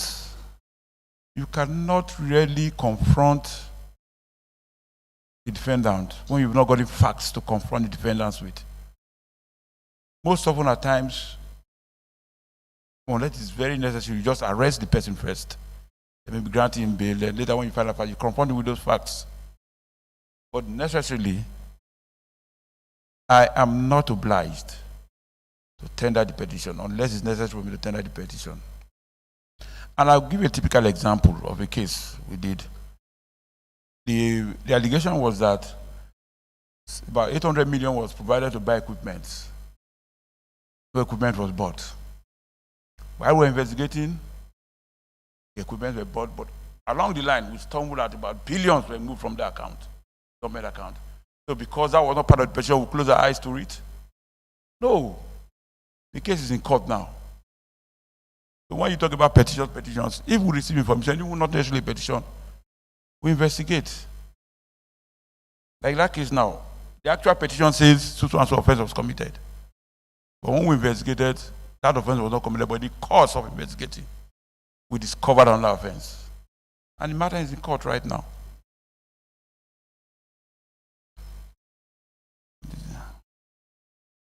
What is the place of a plea bargain as an ordinary citizen?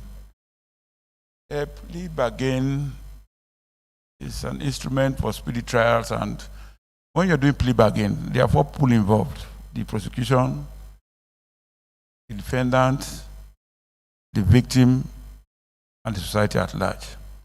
And whatever plea bargain you are entering, no matter how good it is or how good it looks, you must have the interest of the public at heart. You must have the interest of the public.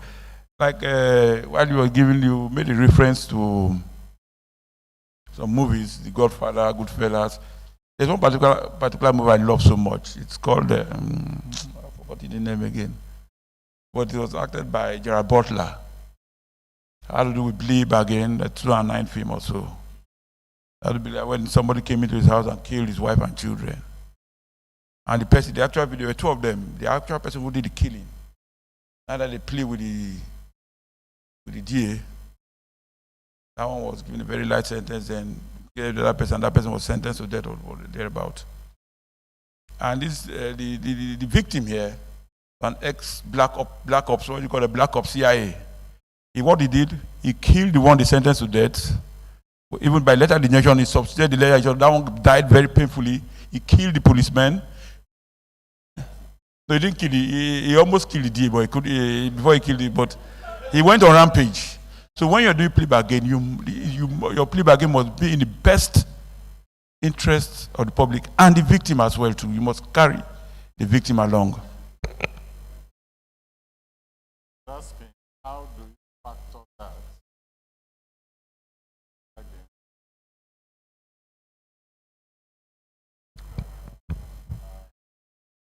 Yes, the essence of a plea bargain is the defendant must plead guilty to a lesser offense and must be ready to provide something, maybe return the proceeds of crime. But when they return the proceeds of crime, but if that's taken from a victim, it goes back to the victim. Or if it's money looted from the state, it goes back to the state. The state will now decide how they want to use it. Okay. Then,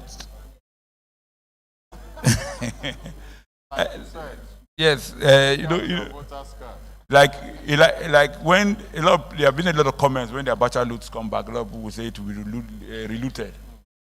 Well, but on our part, why we need to return those funds back to the ICPC recovery account, then from there for onward transmission back to the single treasury account. Okay, then the trial de novo. I like what my Lord just said about the trial de novo. It's very helpful. And even we have those laws. Section 38 of the Evidence Act, I think, provides that you could rely on previous proceedings if the judge is no longer there. But most judges don't want to apply that law. In Nigeria, again, I'm sorry to say, most judges, 99% of the judges don't want to apply it. Or they tell you, no, I want to see the demeanor of the witnesses, What does that mean? I like, just like my Lord from Uganda said, see, it makes everything, so Section 38 of the Evidence Act is very, very clear. You can rely on previous proceedings. You don't have to call all the witnesses again. But our judges, in their wisdom, said no. Shorties, how much? What was that question about the shorties? Or the tracking devices? Okay. Yes, on one or two occasions, we've had shorties arrested by placing restrictions in their. We have a trial going on now. The shorty, the defendant, John Bail, the shorty with everything possible. We will try to track the shorty until we placed a restriction on his account. He went to withdraw, and we charge him to court. We arrest and charge him. After charging him, somehow we got the defendant arrested. So he's not claiming that the defendant has been arrested. We should withdraw that charge. No, but at the time we actually wanted him to provide this, he refused. So that matter is still in court as well too now.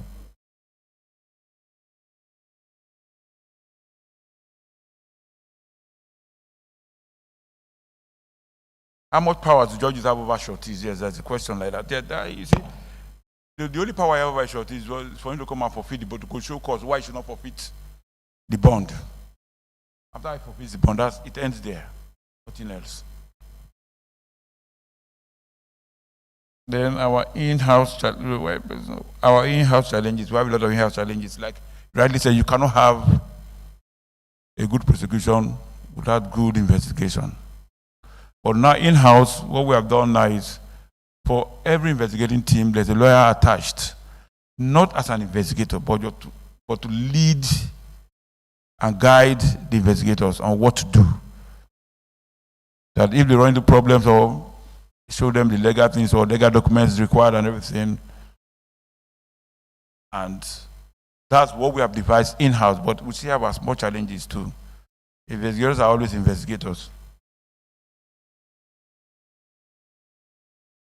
Facing lien on person's account. So the courts have said, yes, we have not tested, we have various decisions of the Federal High Court on the fact that you now have powers, you need the court order to place a lien on account. Some says you have powers, so they're different. So what do? We still place our lien on accounts. But we still do that. If a court says I have the power, a Federal High Court, the under Federal High Court, I don't have the power, what do you want me to do? Obey the one that restricts my powers? I obey the one that says I can't do it. And moreover, in AG Ondo State and AG of the Federation, 2002, Part 772, Nigeria Law Report, go and read it. The Supreme Court validated all the sections of the ICPC Act, all, apart from sections 26, 3, and 35, which was struck down by the Supreme Court, but every other section was validated. So any Federal High Court that is saying you don't have powers, it's on the frolic. On the Supreme Court now says, when we get to the Supreme Court now says, no, you don't have powers to place a lien on our account. They will not say yes. But so long as the Supreme Court have validated that section of ICPC Act, then what the Federal High Courts are doing, they're on their own. I think that's all. Thank you. I'm going to ask, because I think you have more questions than Stanley. So, Mr. Jaibo, over to you. The Process of Crimes Recovery and Management Act, which I called POCA, identified 18 organizations who will be responsible for going after process of crime. They include ICPC, EFCC, Nigerian Army, the Custom, NDLA, the 18 of them, but it also gives power to the Attorney General to designate any other organization as a relevant organization. So if you feel so passionate, you could reach out to the Attorney General to be designated under that clause as a relevant organization. When it comes to victims, the Act says that the monies recovered will be placed in a particular account.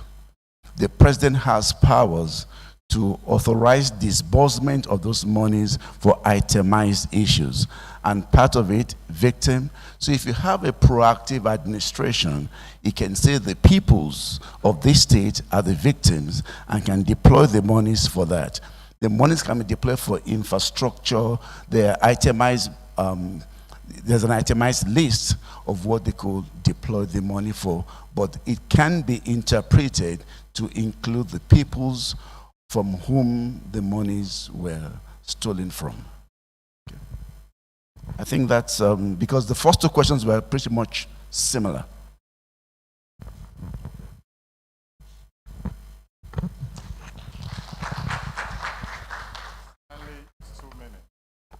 So there was no direct question, but okay. I mean, if we have Minor Offences Abolishment Act, that's at the national level. Criminal law is on the concurrent legislative list. So even if you have that, you've got to have other states take steps to do it. And I'm aware Lawyers Alert is working in 4 states, Niger, Benue, I believe Kaduna and one other, to try and get them to do their own law. So that has got to go around.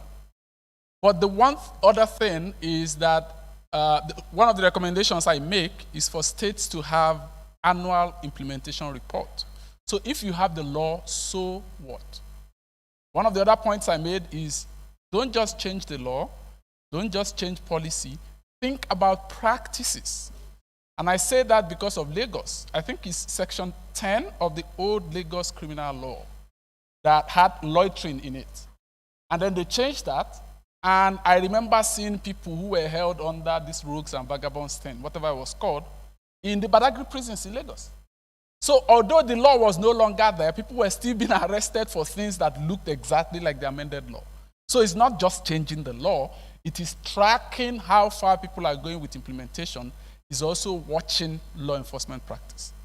There was a point Mr. Nabure was making about the tough fights.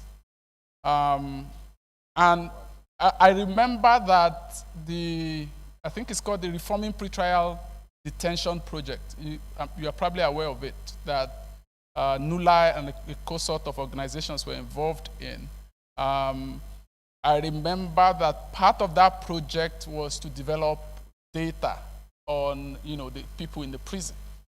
So it's a bit surprising, but not completely surprising, that you're saying there's a bit of a question about who is, you want information that is available, but the institutions are pushing back and forth, playing ping pong on that.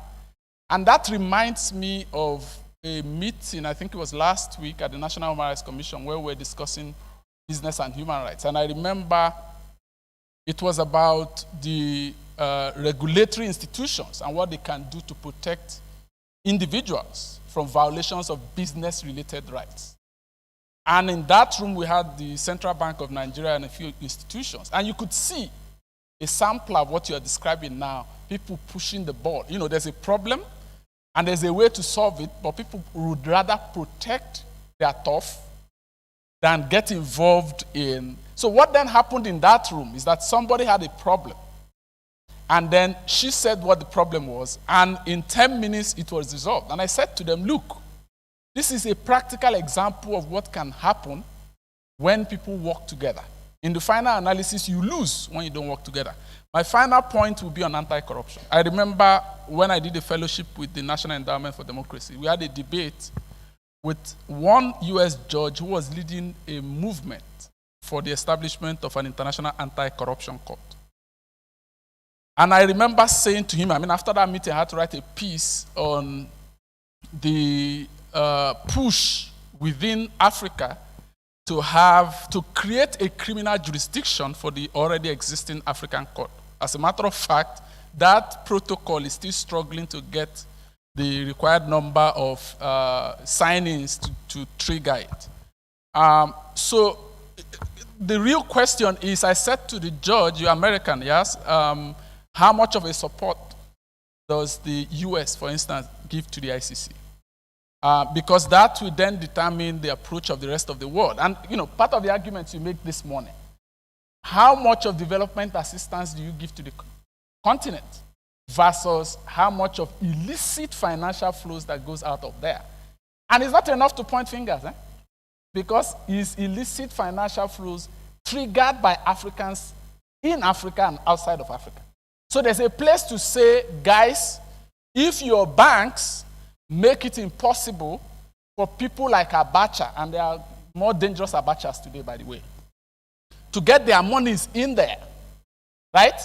Then maybe the incentive to get those monies out will no longer be there. But we also need to do the home cleaning. We also need to make it difficult for our citizens, because they are the ones getting those monies out, to do this thing. We also need to create incentives for people to not do the things that they do. Because if we don't, these guys will keep laughing at us. I think I'll stop at that point. Thank you very much.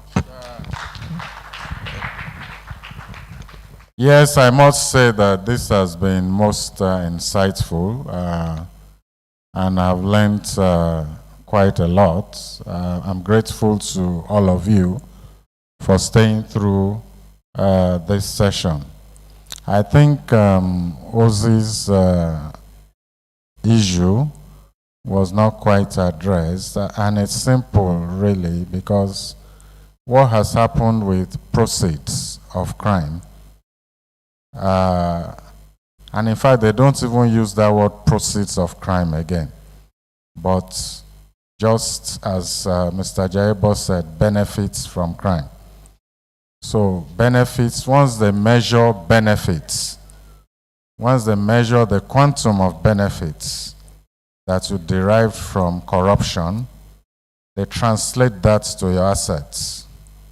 So you can see the trajectory, because now they can take any assets. It doesn't have to be proceeds of the crime. You understand?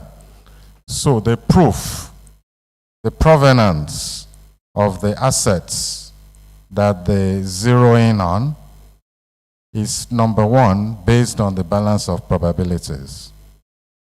Because the logic is that this is no longer a criminal trial. It's no longer a criminal trial. There is, in most cases, there is even no conviction. But even when there is a conviction, the court is done with your conviction. It now wants to address the issue of the benefits that you derived.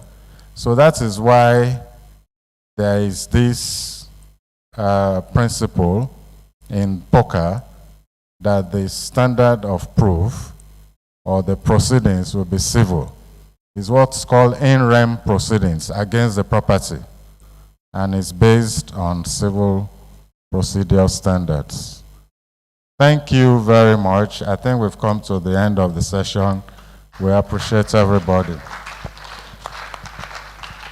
Thank you very much, Faculty Lead of Jury Trust Center for Legal Research and Documentation, Professor. Please, the next thing we'll be having is group picture for the panelists. Where is our photographer, please? Okay.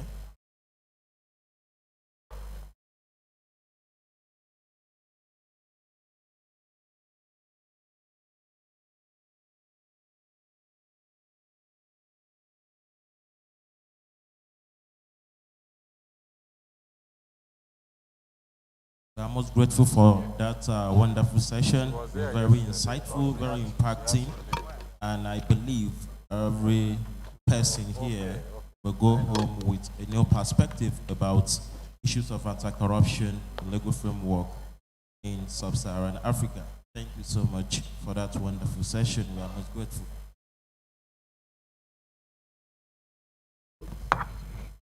The session is winding down, and without taking much of our time again, we'll be going to the closing session and vote of thanks.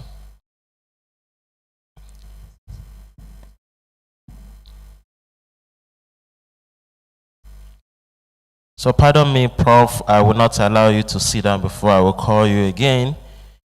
I will call on the Faculty Lead of Jury Trust Center for Legal Research and Documentation in person of Professor Adedeji Adekunle, SAN, to give vote of thanks. Thank you so much. You are welcome, sir.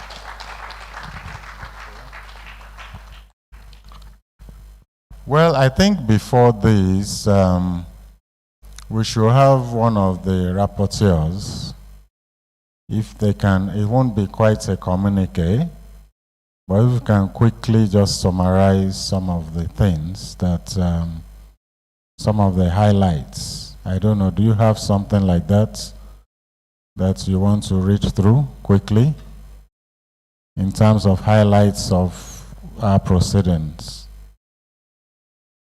Or you, yeah, can you come up and help us with that? If you have, no matter how sketchy they are. Okay, all right, they are not quite ready, but one thing I can say is that we're going to share this together with the soft copies of all the presentations with every registered participant. Every registered participant. It remains for me to appreciate all of you here and those that have had to leave us, and also those that are online. I want to thank everyone. I'm using Mr. Suraj, I hope he's still with us, as a point of reference. and also other, yeah, I can see all of you. I want to thank everyone present physically and virtually, and who has made this conference the success that it is. I want to appreciate visitors from outside Nigeria. And I was talking to my colleague, Mr. Jaibo, earlier about the uncanny coincidence in terms of double nationalities. So we have 2 law lords from Ghana, and actually 1 Ghanaian professor, and I think that's more or less upset the tripod, but physically present we have 2 law lords. We have 2 Rwandans physically present. We have a Ugandan lady judge, and we have a Ugandan of a South African of Ugandan extraction. So we have double of everything. The only nationality that has no twin is my dear brother Clement from Kenya. But guess what? He presented 2 papers. So I like to say that that is representative of the blessings we're all going to receive as we leave this place, double blessings everywhere. And we want to thank you. We wish you, all of us, success in whatever we're doing. We know that you are all here because of the interest in criminal justice work. And as we have seen, there's still quite a lot that needs to be done. As an organization and also as a cohort, because I must say that what I'm saying here represents also the views and sentiments of my other co-organizations. So any of us, we stand ready and willing to further the work of the criminal justice reform and to achieve the objectives of the ACJ. Thank you very much. Wish you journey mercies back to your homes. And for our guests from abroad, we wish you journey mercies whenever you return back to your countries. God bless you all.